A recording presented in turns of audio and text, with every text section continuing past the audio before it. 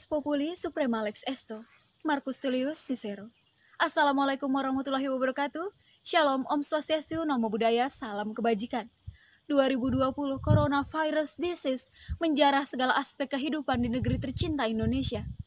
Seluruh rakyat di negeri ini merasakan duka atas segalanya. Jumlah korban meninggal melebihi SARS yang pernah terjadi. Keselamatan rakyat atau keberlangsungan roda pemerintahan. Bukankah keselamatan rakyat merupakan hal yang utama dan merupakan hak asasi manusia yang tidak dapat dikurangi atau non-derogable right?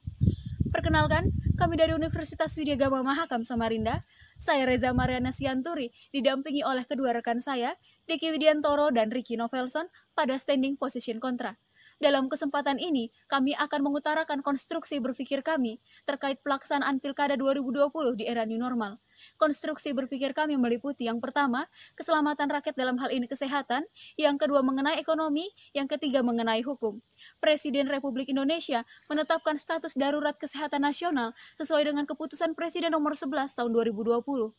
Dan WHO menetapkan masa new normal sebagai masa transisi.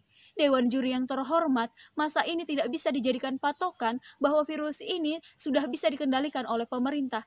Kita lihat saja, angka penambahan positif corona perharinya melebihi angka 1000, yang artinya pemerintah tidak dapat mengendalikan virus corona ini. Adanya hak warga negara yang diatur dalam Undang-Undang Dasar 1945 mewajibkan pemerintah untuk dapat menanggulangi pandemi ini. Seharusnya pemerintah fokus pada penanganan COVID-19 yang mengancam keselamatan rakyat Indonesia, bukan malah mementingkan ego politik. Jika pilkada tetap dilaksanakan, apakah rasionalitasnya? Bukankah pemerintahan Indonesia adalah pemerintahan dari, oleh, dan untuk rakyat? Lalu jika tetap dilaksanakan, berapakah harga kemanusiaan di negeri ini? Menteri Keuangan Sri Mulyani menyatakan Indonesia defisit anggaran, dan anggaran yang ada digunakan untuk penanganan COVID-19.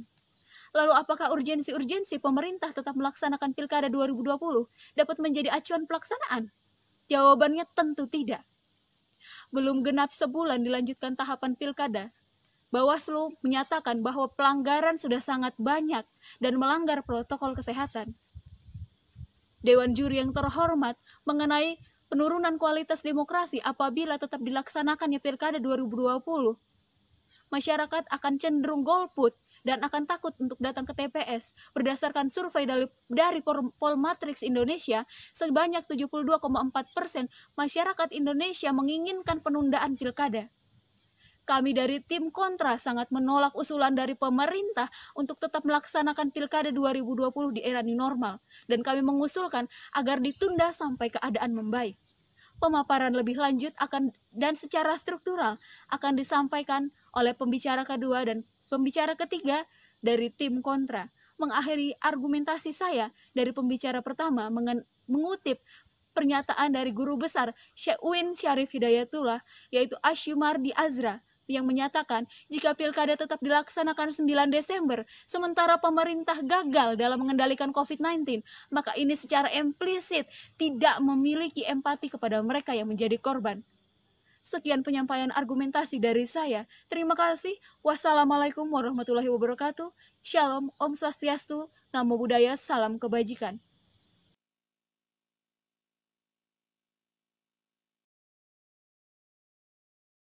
Vadis Solus Populi Suprema Lex Esto.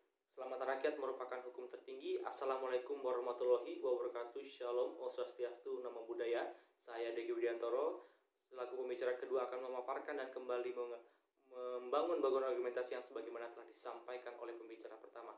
Dewan Juri yang dihormati, perlu kita ketahui bahwa keselamatan rakyat merupakan hak fundamental yang harus diterima oleh masyarakat Indonesia, yang seyogianya pemerintah harus memenuhi hak tersebut. Dewan Juri yang dihormati, hal ini selaras dengan amanat konstitusi kita, yaitu diatur dalam pembukaan Undang-Undang Dasar Negara Republik Indonesia tahun 1945, di mana dikatakan melindungi segenap bangsa Indonesia dan seluruh tumpah darah Indonesia dan untuk memajukan kesejahteraan umum, serta diatur dalam pasal 28H Undang-Undang Negara Republik Indonesia tahun 1945. Di situ dikatakan bahwasanya setiap orang berhak hidup sejahtera lahir dan batin, bertempat tinggal dan mendapatkan lingkungan hidup yang baik dan sehat, serta berhak memperoleh pelayanan kesehatan. Dewan Juri yang hormati, dapat kita tarik kesimpulan bahwasannya yang pertama, negara berkewajiban berkewajiban untuk menjaga dan menjamin keselamatan masyarakat Indonesia, dan kemudian yang kedua adalah masyarakat Indonesia berhak untuk mendapat jaminan kesehatan dan kemudian mendapatkan lingkungan hidup dan pelayanan kesehatan yang baik.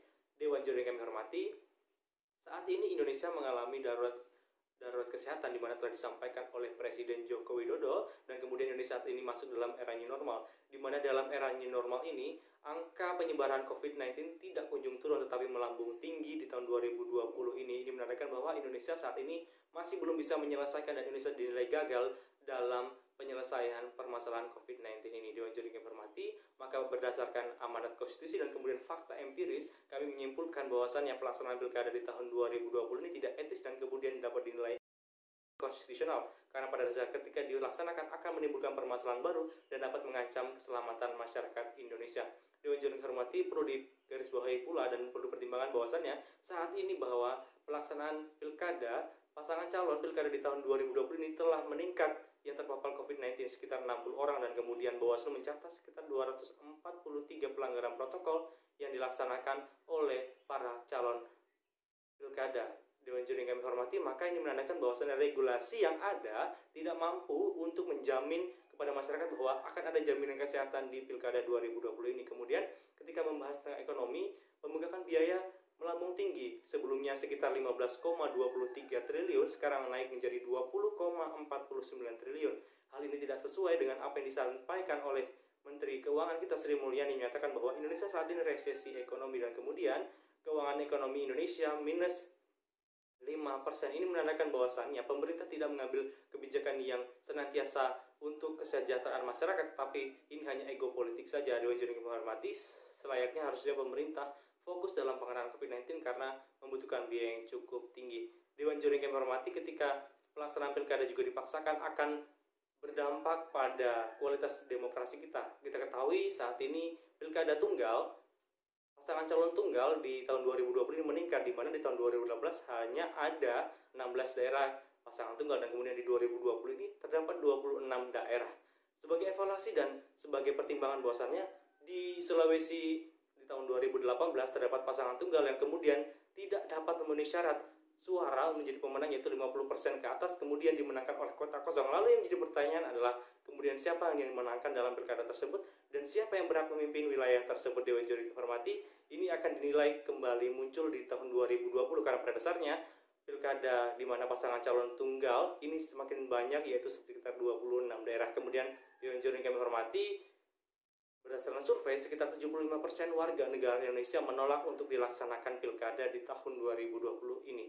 Ini dinilai akan ada terjadi golput besar-besaran di tahun 2020 ini, karena pada dasarnya banyak masyarakat Indonesia yang menolak karena pada dasarnya mereka takut tidak ada jaminan bahwa keselamatan mereka akan terjamin dalam pilkada 2020. Dewan Juri yang hormati, ego politik tidak dapat disandingkan dengan keselamatan rakyat, karena pada dasarnya keselamatan rakyat hukum tertinggi dan negara harus menjunjung tinggi dan menjaga keselamatan serta kehidupan bangsa negara Indonesia. Sehingga kami di sini mendudukan standing position dan menegaskan secara tegas dan lugas bahwasannya kami menolak adanya pelaksanaan pilkada di 2020 ini, dan kami menyarankan bahwasannya pemerintah harus fokus dalam penanganan COVID-19 dan kemudian ketika dapat dikontrol maka Indonesia bisa melaksanakan pilkada. Sekian dan terima kasih. Hans Ernest Vogt di dalam bukunya A State of Emergency and Emergency Legislation setidaknya memberikan beberapa kriteria yang kemudian dapat diberlakukannya suatu keadaan darurat, yang salah satunya saya kutip adalah adanya bencana nasional.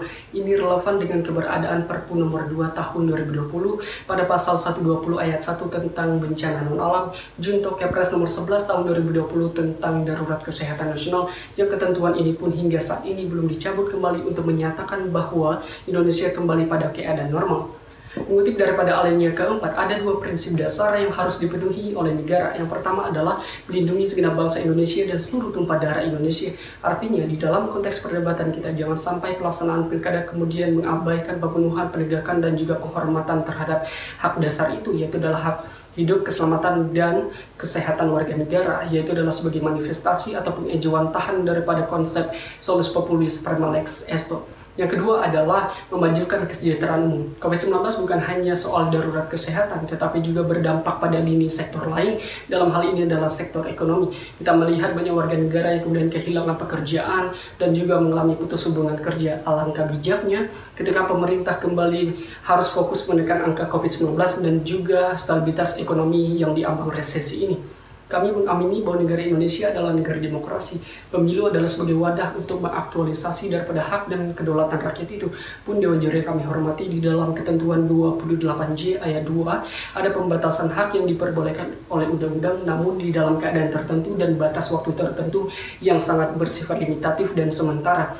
Menurut Jimli Asediki, bahwa pembatasan yang ada di dalam 28J sama sekali tidak ditujukan pada ketentuan 28I tentang hak hidup sebagai hak mutlak dan non-derogable right yang tidak dapat dikurangi dalam keadaan apapun. Dewan Juri kami hormati, penundaan pilkada adalah bukan menunggu COVID-19 berakhir secara total, tetapi penundaan pilkada adalah sampai kapan COVID-19 ini dapat dikendalikan secara maksimal.